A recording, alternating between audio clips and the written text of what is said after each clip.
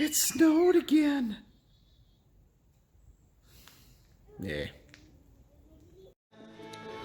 Since I'm going to lift up the cab to show you that air cleaner, I'm actually going to go through the process of tilting the cab. I know I talked about it in an earlier video, but I actually had a comment from Paul Bunyan. I think it's Bunyan. I don't know if that's your real name or if that's a play on words. But either way, he wanted to see some video with some function of the cab. And for people that aren't familiar with cabovers, it might be kind of interesting for you just to see how they all lock and everything like that. So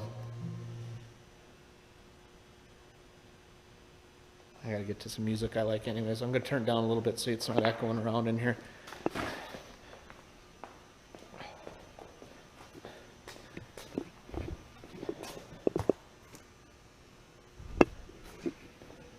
So what we're going to do is the cab obviously tilts on hinges in the front, but it sits down on these two pedestals here. And you can see on the back side of that pedestal there's a stud that sticks out, and there's a little hook there.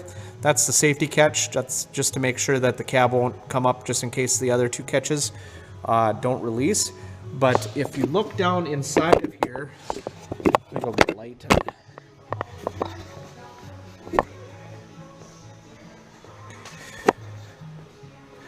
Actually good. Let's see what we got here.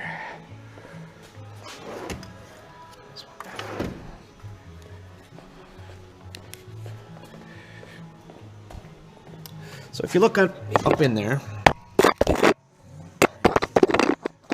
there's see the white little piece of metal there? That's actually a hook that hooks around that stud. And when you start jacking, what happens is the first 5-10 pumps of the jack actually push that hook down, and it rotates out, so it unlocks it from that latch there. And then after that, the hydraulic pressure moves to the cylinders on the truck, and it starts pumping the cab forward. So I'll try to do a video here of that whole process. Okay, so I'm gonna videotape it from the driver's side while I'm pumping on the passenger side here.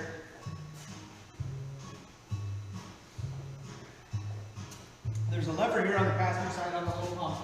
Down is obviously to put the cab down. There's a middle for like a intermediate, a lock, and then there is, if you rotate the lever up, that actuates or switches the cylinder to put all the pressure going up.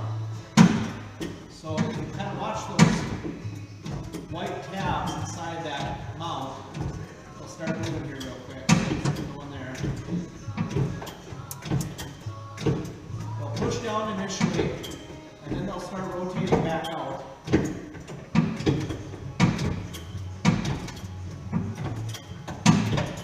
And once they rotate out, the pressure that goes into those cylinders, I'm assuming this is all works by the way, this pressure that goes into their cylinders bottoms those cylinders out, and starts pushing that pressure back to the actual cab jack cylinders, which means the cab will start going up. The cab actually goes up fairly quickly, fairly far in each stroke, so it's kind of nice.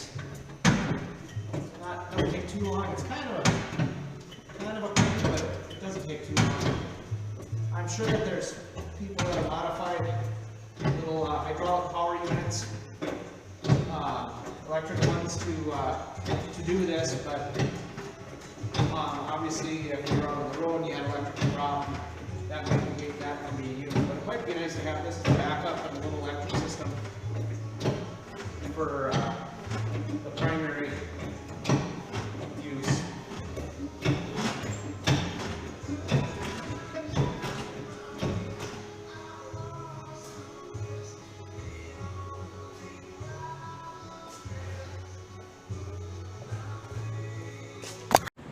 Hopefully I have you angled there the right way. So once the cab starts getting to the point where it's going to start to over center, this is obviously the cab jack that's jacking the cab up, the hydraulic ram does. This little, this plate here slides up, and there's a tab under here that will pop into this hole once it gets higher, and it'll stop the cab from overextending too far forward. So right there, the cab's about ready to over center, and it's starting to carry the weight more ahead of the hinge than behind it. So it's going to start to slide over almost on its own now.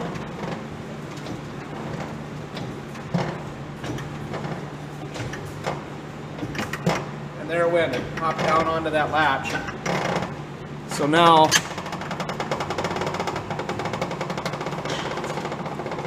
move forward until it catches, and it'll stop it right there from rotating forward any further. Now to go backwards, or to pump the cab down, you actually go the opposite direction. This lever is up right now. Here's the middle for lock, and that's down. So when I start pumping it, it'll actually be able to pull the cab backwards towards me. It'll actuate the cylinder the reverse that it was actuating it when it was pushing it forward. So once you get it back over center again to where the weight's behind the hinge, the weight of the cab basically does it all itself. So here's a little better shot of the engine. You guys probably haven't seen a lot of that so far, but before I got it, it was stuck in a barn for about 20-25 years, and or I'm sorry, 15-20 years, I'm not sure, somewhere around there. That's what I would guess.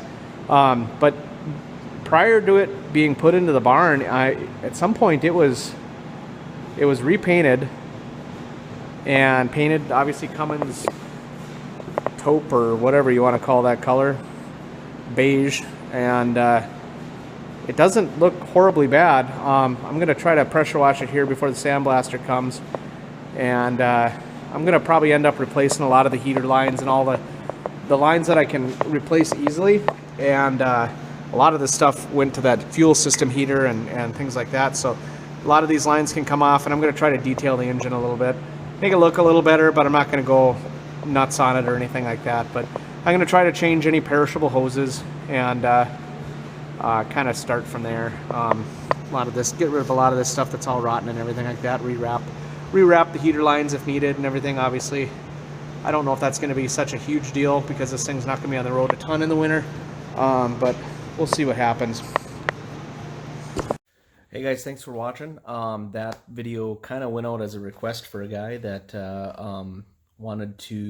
was having some problems with his own truck, and he wanted to kind of really see the cab jack in action.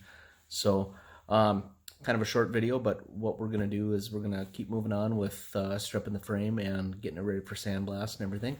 Hopefully we'll get a little more action here coming up in the next few episodes, so stay tuned. Thanks for watching again. Make sure to check out Instagram, Facebook. It's just getting started, so we're going to try to keep those updated every day and everything like that. And make sure you hit subscribe so you can see all the updates that are going on with the truck and some of the other things that we're doing too. I'm going to start working on a 68 Camaro, or 68, not Camaro, 68 Mustang. Wish it was Camaro. I'm a Camaro guy, but doing a Mustang job for a buddy of mine, and going to put fuel injection on that and put some digital gauges in it, get it ready for paint. You can probably see it in the background in the shop there. So kind of stay tuned for that if you want to see stuff on that. That Bronco is going to get worked on too, that's in the shop, and there's some other projects too that are going to be worked on. But heart and soul is still on 352, so stay tuned, keep watching, and make sure you subscribe. Thanks guys, bye.